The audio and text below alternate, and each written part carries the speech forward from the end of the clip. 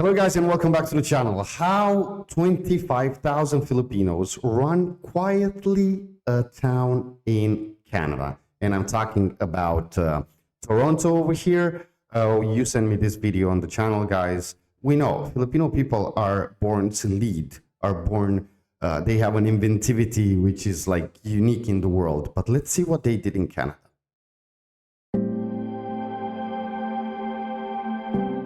At 6 in the morning, the line outside the remittance office is already forming. A woman in blue hospital scrubs checks her phone while holding a paper coffee cup against the Toronto cold. Beside her, two caregivers speak quietly in Tagalog before disappearing onto a northbound bus. Across the street, workers unload trays of pandesal at FV Foods, while smoke from pork barbecue drifts into the winter air beside the roar of Highway 401. And above all of it, the city keeps moving. Thousands of cars, thousands of commuters, thousands of people driving past one of the most important immigrant neighborhoods in Canada without fully realizing what they are looking at. This is Bathurst and Wilson, Little Manila. An unofficial neighborhood with no tourist marker, no government boundary, and no official map, yet one that helped quietly reshape Toronto itself. One Filipino creator described it perfectly. Dito mo makikita ang ilan sa mga pinakakilalang Filipino hubs dito sa Canada. I mean, hindi siya official na Little Manila, walang mga tourist marker or street sign. Today, nearly 1 million people of Filipino descent live in Canada. And across hospitals, warehouses, care homes, restaurants, airports, logistics companies, accounting firms, and transit systems, Filipino labor has become deeply woven into the infrastructure of modern Canadian life. But this story is not really about food, or festivals, or immigration alone. It is about labor. Because decades ago, Canada faced a quiet demographic problem.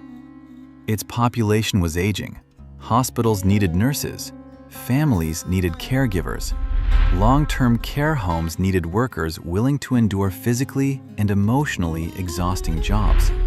And thousands of kilometers away, the Philippines had already become one of the world's largest exporters of human labor. One migrant later explained the psychology of the country in a single sentence. Delves on the experiences of Angie, a newcomer in Canada. Also included in the cast are Janelle's. Then, in the 1980s and 1990s, Canada introduced programs that would change entire neighborhoods forever. One of them was the live-in caregiver. I'm gonna stop for 1 second over here. We have a video on the channel, which I'm gonna leave at the end of this one. I'm gonna leave the card. Where there is a Little Manila, but it's in California as well. And I don't like the term, caregivers or whatever it's called about the Filipino people. The Filipino people are really keep the engine working, if I understand what I'm saying. It's because without the Filipino people, the world will suck, but a lot of economies, a lot of hospitals, and not only will just collapse. It will be an awful world without Filipino people in it, Program, a system that brought thousands of Filipino women into Canadian homes to raise children and care for the elderly, especially along the Bathurst corridor, where large Jewish communities and elder care institutions already existed. One local historian described the transformation.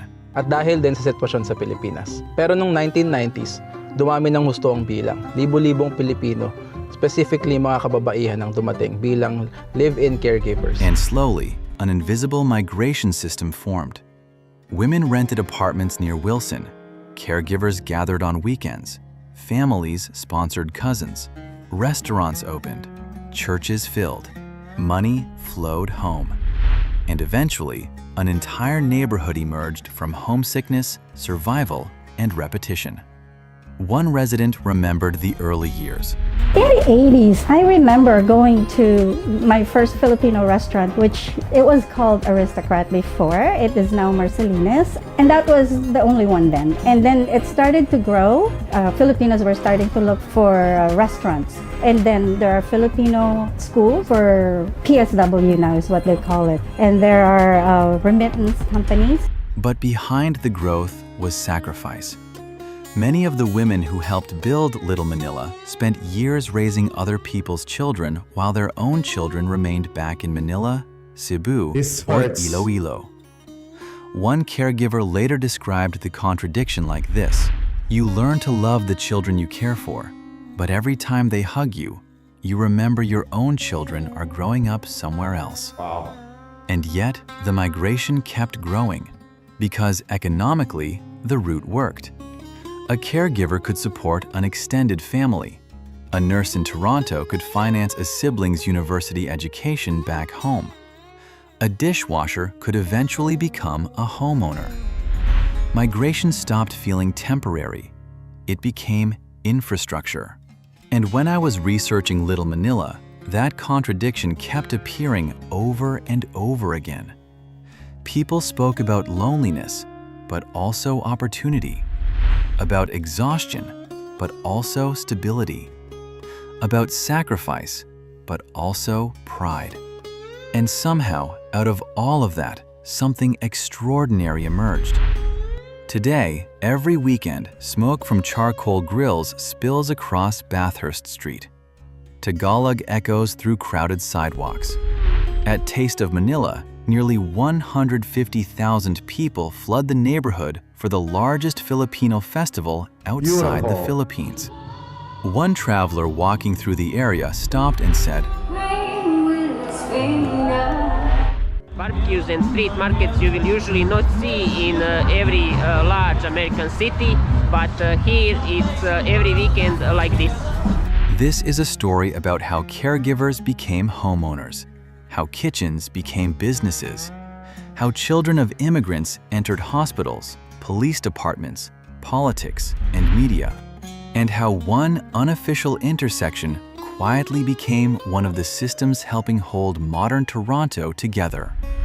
Tonight, we go inside Little Manila, from crowded caregiver apartments beside the 401 to the smoke-filled food stalls of Bathurst Street, to understand how migration, labor, loneliness, and resilience built a city within a city. This is the human map. Because when people move, the map moves with them.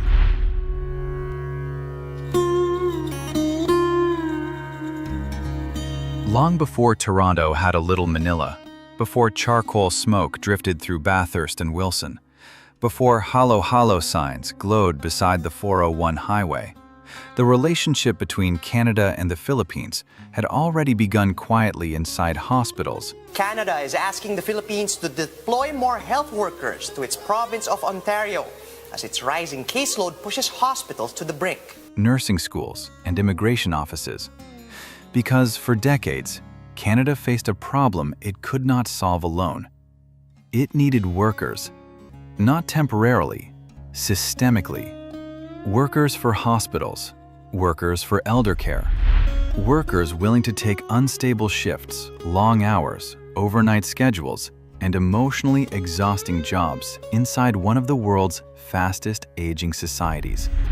And thousands of kilometers away, the Philippines was producing exactly the kind of labor wealthy countries increasingly needed. English-speaking, Western-trained, highly adaptable, underpaid at home. The pipeline did not happen accidentally. It was built. American colonial influence had already transformed the Philippines into one of the largest English-speaking nations in Asia. The Philippines came under the colonial control of the United States, and that's when the story of the Filipino nurses begins. Nursing schools multiplied across the country. Entire generations were raised inside a culture where overseas work slowly became normalized, not as adventure, but Being a nurse, I already said it in other videos, it's not only a job, it's a I know there are a lot of people from Canada watching the channel because I have the comments, and thank you for that. Being a nurse, it's not only about the job, it's about having empathy, having a big heart, being humble. And that combination you can only find in Filipino people. And a thing that I want to say, it just came to mind. A Filipino person, it's like a seed, a beautiful seed. You plant it there in Canada or whatever in this world, and it's gonna bloom in a beautiful flower, and it's gonna inspire other people. This is what I feel about the Filipino people, and after all the videos that I have on the channel, with the channel dedicated to the Philippines. And it's a unique thing in the whole world. As strategy. One Filipino migrant later explained it simply. In the Philippines, growing up, somebody in your family is always abroad. And by the 1970s and 1980s, Canada's immigration system began opening doors to skilled migrants through its expanding points-based system. Filipino nurses, caregivers, accountants, technicians, and medical workers started arriving in larger numbers, particularly in Winnipeg, Vancouver, and Toronto. At first, the migration barely registered in mainstream Canadian consciousness. The number still seems small. In 1971, Canada's Filipino population was only around 33,000. But migration systems have momentum. One arrival creates another. A cousin sponsors a sibling. A nurse helps a friend apply. A caregiver recommends a neighbor back home. And slowly, the network expands faster than outsiders notice. By the late 1980s, the movement accelerated dramatically. Canada's healthcare system was under pressure. The population was aging. More women were entering the workforce. Families increasingly needed outside care for children and elderly parents. Then came one of the most consequential immigration programs in modern Canadian history, the Live-In Caregiver Program. Officially, it was designed to fill labor shortages in domestic caregiving. Unofficially, it helped reshape Toronto forever. Thousands of Filipino women arrived to care for Canadian children, clean homes, cook meals, and look after elderly patients, especially along the Bathurst corridor, where large Jewish communities and elder care institutions already existed. Many worked 6 days a week. Some slept in basements. Some shared tiny apartments on weekends. Some raised other people's children, while their own children remained thousands of kilometers away in Manila, Cebu, or Iloilo. One woman later described the emotional contradiction of immigrant caregiving. You learn to love the children you take care of, but every time they hug you, you remember your own children are growing up somewhere else. And yet, despite exhaustion, loneliness, and separation, migrants kept arriving. Because every successful migrant changed the calculations for everyone back home.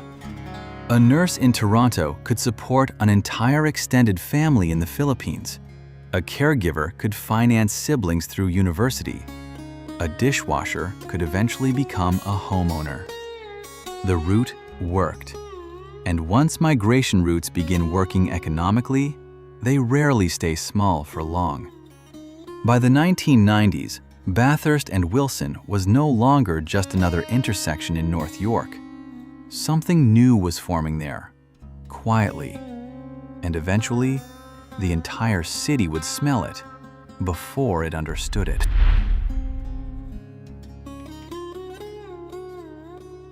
Before Little Manila became visible, it existed as a feeling.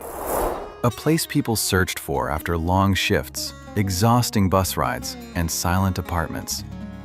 A place where newcomers could hear Tagalog again.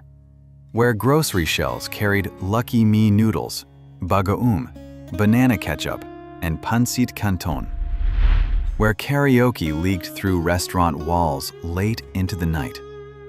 Where tired caregivers sitting alone all week could suddenly feel less alone for a few hours on Sunday. And in Toronto, that place became the intersection of Bathurst Street and Wilson Avenue. There were no official city signs announcing its existence, no tourist plaques, no government declaration. One local vlogger described it perfectly. Dito mo makikita ang ilan sa mga pinakakilalang Filipino hubs dito sa Canada. I mean, hindi siya official na Little Manila, walang mga tourist marker or street sign. The neighborhood itself had already lived several lives before Filipinos arrived. Before the Second World War, much of the area was still semi-rural farmland. After the war, it became heavily Jewish suburban territory, filled with synagogues, cultural centers, apartment towers, and elderly residents along the Bathurst corridor.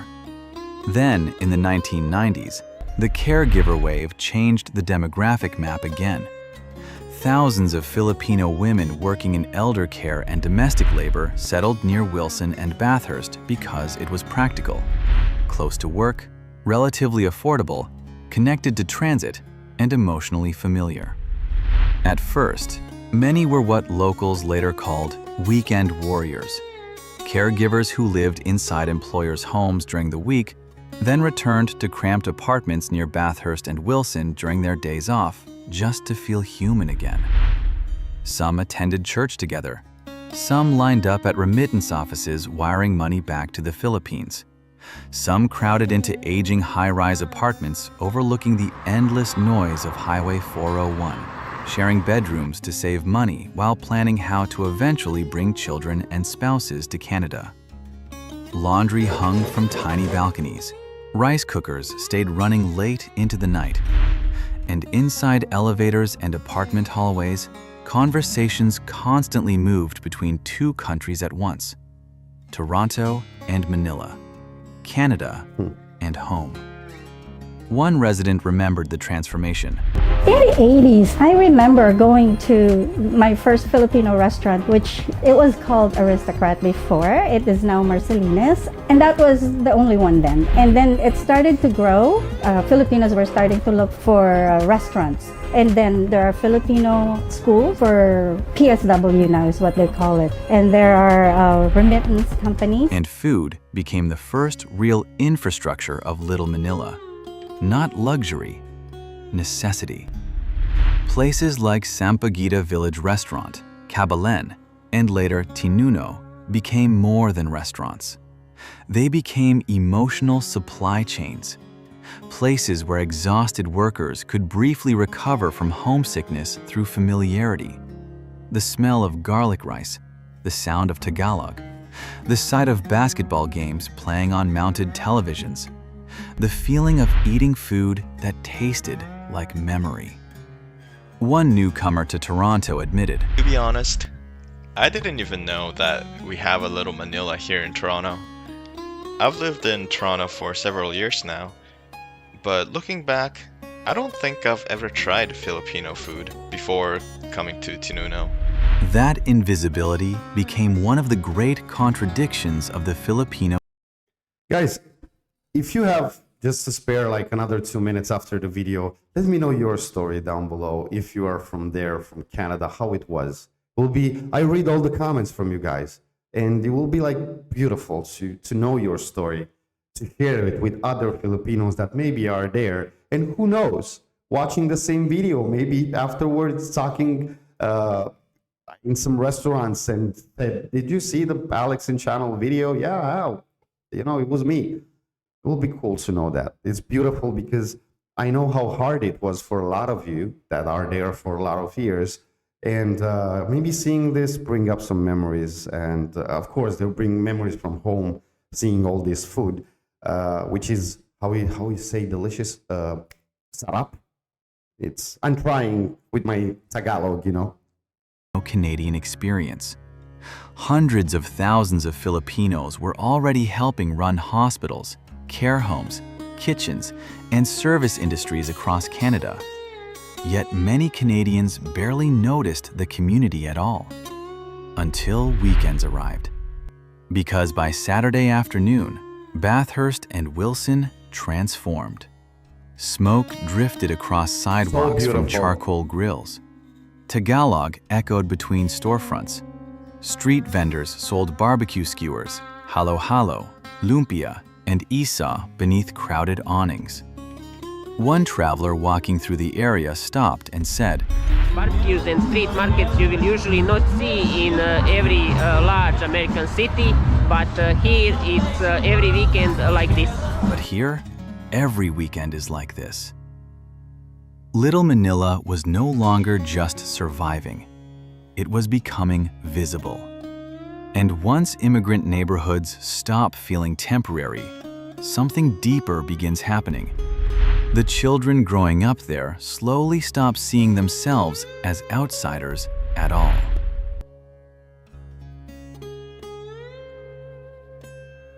By the time the second generation came of age, Little Manila was no longer only a landing zone for newcomers. It had become a machine producing Canadians. Children who grew up between Tagalog and English, between remittances and report cards, between parents who worked impossible hours and a country that quietly depended on them. And many of those children inherited something larger than culture. They inherited pressure. Because many grew up watching parents leave before sunrise, work double shifts, and send money across oceans while pretending exhaustion was normal. One Filipino-Canadian Gen Z worker in Toronto described his first job at a Metro grocery store. You were sick, but nobody could fill in for you. It don't matter. You're coming into work, you're gonna work. His name was Steven. He sliced deli meat, cleaned ovens, prepared salads, and worked long shifts for around $11 an hour while trying to finish school. He remembered saving for a Chromebook because everyone else had MacBooks. Immigrant parents aren't buying you a MacBook, he laughed. That mentality appeared constantly across second-generation Filipino households. Work first, complain less, stability matters, education matters more. Another Filipino-Canadian described hiding inside changing rooms during retail shifts just to mentally recover from the emotional exhaustion of customer service. You have to put up this persona. Hey, welcome to Sporting Life. I'm like, oh. And yet, unlike many immigrant stories centered purely around survival, the second generation increasingly wanted something beyond economic stability. They wanted visibility, identity, ownership. And nowhere was that transformation more visible than food. Chef Derek Leroux arrived in Canada after beginning as a dishwasher on a cruise ship. Eventually, he worked his way up inside Toronto's fine dining industry before making a surprising decision. He left elite restaurant culture to return to Filipino food. I downgraded my position or being in a fine dining restaurant, which is I want to help Filipino people here in Canada. Inside Kiko's restaurant, Derek began reshaping Filipino cuisine for multicultural Toronto audiences while preserving regional traditions from across the Philippines.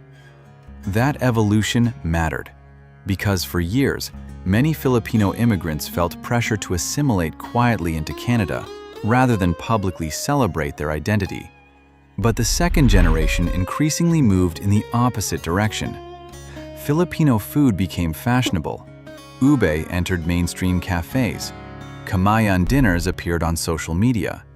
And younger Filipino Canadians began treating culture not as something to hide, but something worth building businesses around. At the same time, representation inside institutions slowly expanded too. One of the most surreal examples was Dawn Laurel. Before becoming a Toronto police officer, Laurel had been a television actor in the Philippines. Then one day, while responding to a dangerous barricade situation involving a man holding a knife, something unexpected happened.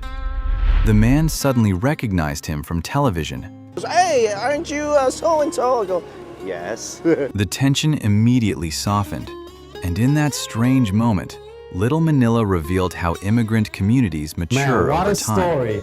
First, they supply labor. Then they build businesses. Then they begin shaping institutions themselves. Police departments, restaurants, media, healthcare systems, politics.